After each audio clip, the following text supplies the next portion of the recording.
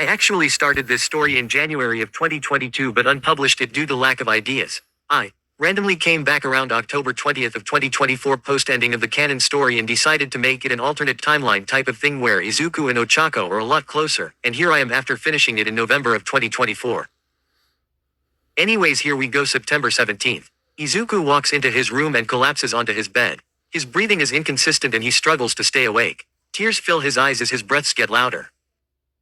Not again, Izuku thinks to himself. The panic attacks he once had have returned. Izuku is stressed out about the mission to save Eri. His constant act of being the cheery hero like All Might is taking a toll on his mental health. Izuku holds a pillow over his mouth to stop the noise of his loud breathing. After a few minutes he calms down and stares at the ceiling. He's been having these panic attacks since the day he found Eri while patrolling with Mirio. He is used to hiding these from his middle and high school days, but because of his friends it has gotten much harder. Slowly Izuku drifts off to sleep. While that's happening at the other side of the dorms, Ochako Uraraka is on her phone. She is texting the Class 1A girls. Momo, has anyone else noticed a change in Midoriya-san lately? He seems to be much more reserved and not out training as much. Momo texts the chat. Maybe he's stressed about Eri-chan. Ochako messages the chat. Sounds like something Midoriya would do, seeing he is always going around saving people. I mean, look what he did with Bakugo at Kimono. Mina messages. With Bakugo-san it wasn't just Midoriya-san, Iida-san, Todoroki-san, Kirishima-san and I were also there with him. Momo points out. I guess, but still, was it his idea to fly out overall for one? Mina asks. I mean yeah, but that was a mutual agreement. Momo responds. Seems like something Deku-kun would do even if it was by himself. He's always a hero even if it's dangerous for him. Ochako intervenes. I agree, hopefully he doesn't do anything too dangerous, we can't lose our cinnamon roll. Mina says, making Ochako picture Mina jumping up and down the room in an excited manner. We'd hate to lose him, right Ochako-chan? Sue messages popping up in the chat. Ochako blushes at the message. We can continue with this tomorrow, I am gonna get some sleep, good night. Ochako messages as she puts her phone on silent and puts it on her small table next to her bed. She closes her eyes to sleep but can feel a blush creeping onto her face. Focus on being a hero, that's what matters. She thinks to herself as she dozes off. The next morning Izuku woke up late after he accidentally hit the off button on his alarm clock the night before. This was new to the green-headed boy and sometimes new isn't good. He quickly got dressed and sprinted to the main building of UA and straight to his class. He opened the door and all eyes in the room immediately turned to him. Midoriya, you're late, the teacher Shota Aizawa says as he gives Izuku a dirty look. I'm so sorry sensei, it won't happen again. Izuku says bowing down. It better not, I'm not afraid to punish you again from what happened with Bakugo. Aizawa responds making the blonde Bakugo scoff. Izuku goes over to his seat and sits down as Aizawa starts the lesson. From the other side of the room Ochako stares at him with a confused expression. Izuku was almost never late and everyone knew that, but Ochako was extra worried about him. Her little crush on him had become a deep love in the past few weeks. She couldn't explain why, but whenever she was around him she felt happy, and when he was sad or mad she was the same. She copied what he was doing even if she didn't intend to. Sadly for her, he wasn't aware of those feelings at all. He thought she was way out of his league because of his own bad thoughts about himself. He thought he didn't deserve her, or anything until he saved Eri. He's so focused on the mission that he's making himself sick, he can't get it off of his mind, and fighting the urge to go to Overhaul's hideout himself and save her is getting harder to do. He knows he'd get arrested but he doesn't care anymore, he'd rather become a vigilante than let Eri suffer anymore. At least that's what he's been thinking. He isn't being rational but he doesn't care. He doesn't notice that if he does go alone, it'll end up worse than if they waited. Midoriya, Aizawa yells making Izuku snap out of his daze. Sorry Aizawa-sensei, I'm not feeling so well today, can I go to see Recovery Girl? Izuku asks awkwardly. Aizawa's expression softens and he nods. Get better kid, Aizawa says as Izuku walks past him and out of the room. While Izuku is walking through the hall he starts to speed up as his stomach turns and he feels like he is going to vomit. He accidentally bumps into someone and falls down. I'm so sorry, he says before looking up and seeing his upperclassman Mirio Tagata. Midoriya, what's wrong?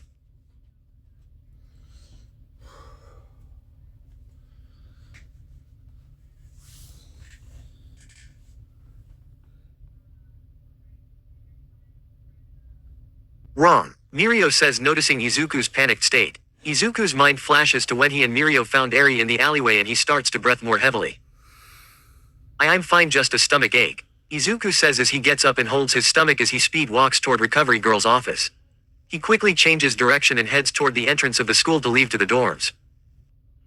I can't go to Recovery Girl, I just need to lay down. Izuku thought to himself as he walked toward the Heights Alliance. Back in class Ochako had asked to go to the bathroom but she really just wanted to go to Recovery Girl's office and check on Midoriya. She showed up to Recovery Girl's office and saw Izuku was not inside. Recovery Girl, did Deku-kun leave already? Ochako asks the shorter woman. No, he never even came here. She responds as she fills out paperwork. Ochako squints slightly as she walks out of Recovery Girl's office and looks down the hall to see Mirio Tagata dusting off his school uniform. Ochako walks over to him and taps him on the back. He turns around quickly. Oh, hello there, is there anything you need? He asks, calming down slightly. I was just wondering if you have seen Deku-kun in the halls. Ochako asks, itching the back of her neck awkwardly. Oh, Midoriya, yeah, he said he was going to Recovery Girl's office but I saw him sneak past toward the exit of the school. Mirio responds with a small frown. Ochako nods. Thank you for letting me know. She says before turning back toward the exit of the school. Wait, is he okay? Mirio says, making Ochako turn back. That's exactly what I'm going to find out. She says, turning away and leaving. The tears streaming down Izuku's face make him feel weak. He can't stop breathing hard and loud. He hears a knock on his door and he freezes. Deku-kun, are you in there? He hears Uraraka say from the other side of the room. He wipes his face and makes himself cough as he lays down in his bed. You can come in, he says in a weaker voice. He hears the door open and peeks out from under his bedsheets. Hey Deku-kun, are you okay? Ochako says, walking up to Izuku's bed and sitting down on the edge. Just a little stomach ache, he says, trying to calm down his breathing. Are you sure? I've noticed you have been off lately. She says to him, frowning and getting closer to him. What, no, I'm fine. Izuku says, hoping she'll believe him. Deku-kun, I know you're not. Ochako says softly while reaching over to Izuku. Pete, please don't touch me. He says, looking down like he's scared. Ochako continues hesitantly and brings Izuku's head up so he's looking her in the eyes. Please, tell me what's on your mind, I'm here for you always. Ochako says, making Izuku burst into tears. Ochako tears up seeing her friend cry but leans in and hugs him.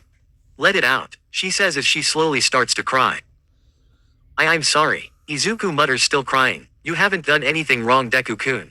Ochako says, running Izuku's back as he sniffles. She can't understand, she doesn't know about All Might, or how far Kacchan really went. Izuku thinks to himself as he gets angry at himself and squeezes on the back of Ochako's uniform. Maybe she doesn't need to understand to be helpful. I'm so happy to have her as a friend, Izuku says, smiling as he continues crying. After a few minutes of silence, Izuku pulls away from Ochako and sees her with tears in her eyes.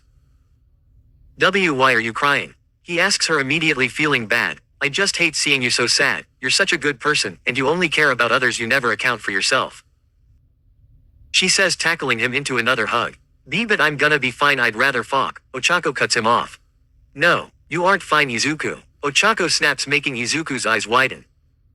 I can tell you're hiding things from me. I just want to help, I want you to be happy.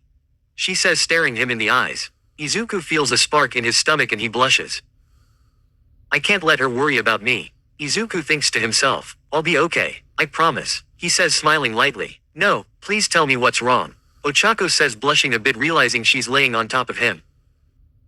It's just the Eri situation is stressing me out, that's it. Izuku says, getting desperate. Don't lie to me, Ochako says, gripping onto Izuku. I'm not. Izuku says with a blank expression on his face as he tries his best to sound serious. Ochako was conflicted, she knew he was lying but prying him about it more wouldn't help. She nodded slowly and got off of Izuku. Okay, well if you need to talk I'll be there for you, okay? Ochako says, looking down at her feet and walking to the door. Yeah, thanks, Izuku says softly as she leaves the room. Ochako went to her room and slammed the door shut before laying down. The two were laying down in their own rooms on their own beds. Yet they had the same thought. I forgot to go back to class.